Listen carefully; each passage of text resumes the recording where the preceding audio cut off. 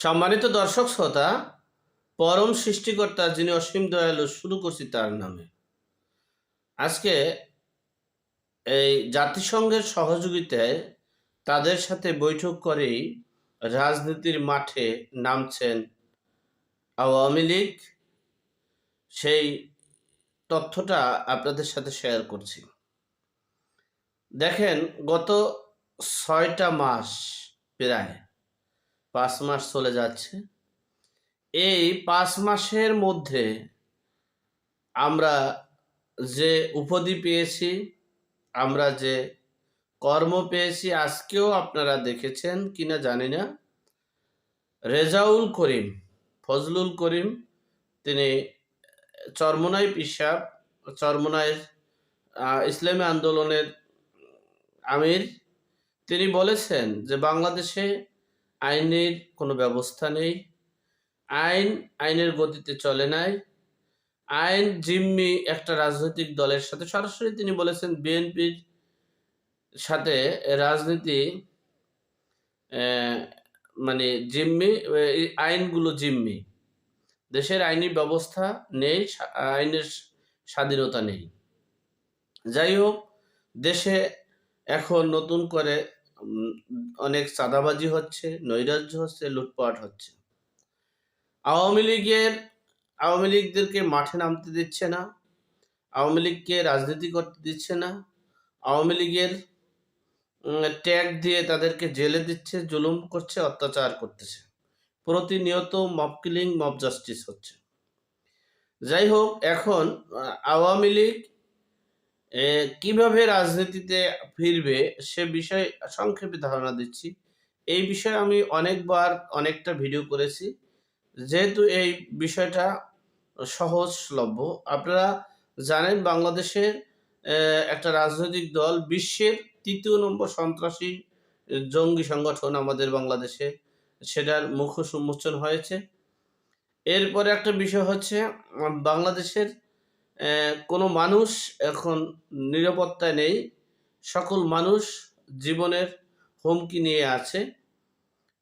এই আর একটা বিষয় হচ্ছে, দেশের আওয়ামী লীগকে বাদ দিয়ে, আওয়ামী লীগের নিবন্ধন বাদ দিয়ে, আওয়ামী লীগের রাজনীতি বাদ দিয়ে এরপরে দেশে নাকি দেশ পরিচালনা করবে। আমি জানি না ঐক্য বলতে কি বোঝা যায়, আর সংগঠনের নেতৃত্ব বলতে কি বোঝা যায় আমি বুঝি না। যাই হোক, এখন বাংলাদেশে যে আওয়ামী লীগের উপরে যে অমানবিক নির্যাতন নিপীড়ন হচ্ছে, এজন্য জাতিসংঘ সরাসরি হস্তক্ষেপ করছে। জাতিসংঘ সরাসরি এই একটা প্রতিনিধি টিম পাঠিয়েছেন। অপরদিকে ডোনাল্ড ট্রাম্প ২০ তারিখে শপথ গ্রহণ করবেন।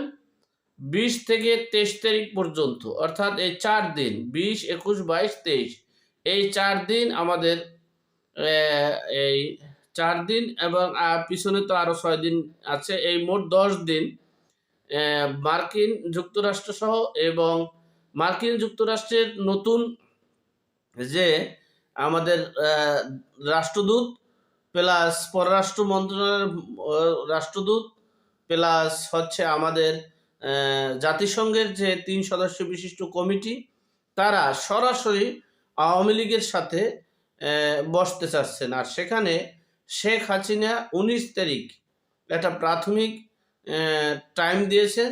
সেখানে সরাসরি বাংলাদেশে মানে আওয়ামী লীগের প্রতিনিধির সাথে হয়তোবা শেখ হাসিনা অথবা শেখ হাসিনার প্রতিনিধি হিসেবে যারা থাকবেন তাদের সাথে কথা বলবেন, এবং সেই জাতিসংঘের হস্তক্ষেপে, জাতিসংঘের সহযোগিতায় আওয়ামী লীগ পুনর্গঠিত হচ্ছেন, পুনর্বাসন হচ্ছেন, এবং আওয়ামী লীগ রাজনীতির মাঠে সক্রিয় হয়ে উঠছেন, এবং এখান থেকেই তাদের রাজনীতির কার্যক্রম শুরু বলে আমি মনে করছি। আর একটা বিষয় হচ্ছে, আগামীকালকে অর্থাৎ 18ই জানুয়ারি যে হরতালের ডাক দিয়েছে, এটা প্রাথমিক একটা মানে ইনফরমেশন, অর্থাৎ সকলে যাতে চোখ কান খোলা রেখে ঐক্যভাবে থাকে, যখনই ডাক পড়বে তখনই যেন সারা বাংলাদেশ থেকে যেন চলো মোরা ঢাকায় যাই এই স্লোগান দিয়ে যেন আসতে পারে,